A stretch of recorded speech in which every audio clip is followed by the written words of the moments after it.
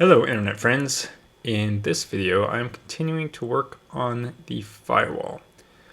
And what I'm doing here is getting ready to dimple the holes in the firewall sides. Now on the plans there's some holes that say do not dimple. So what I'm doing right now is taping over those holes so I make sure that I don't accidentally dimple them.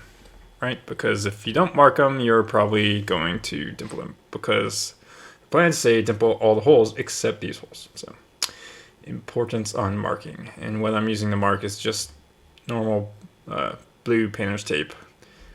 Seems the easiest to get on and off. And I'm using the pneumatic squeezer to dimple what I can reach with the squeezer.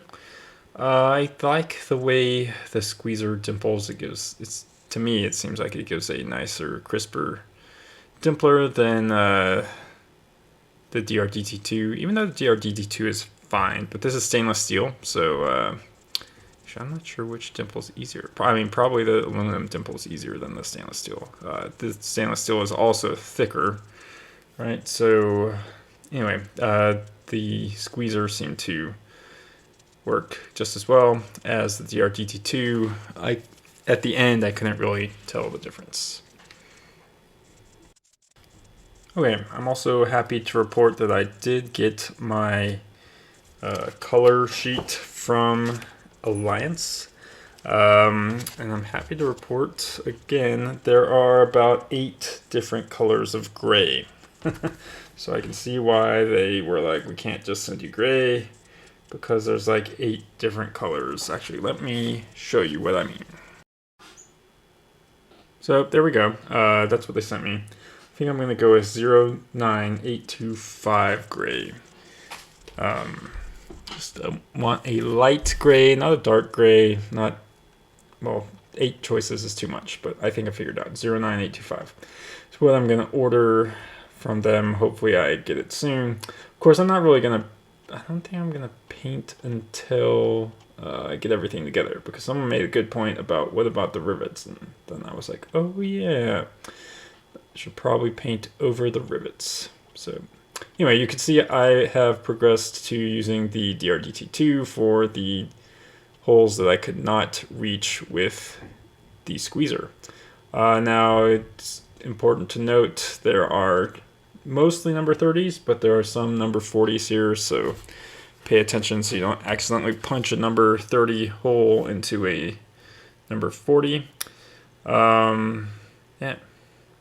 And then it says to countersink the angles here. So in order to figure out which is which, then I'm just placing them onto the sides, so that way I know which ones go on which side.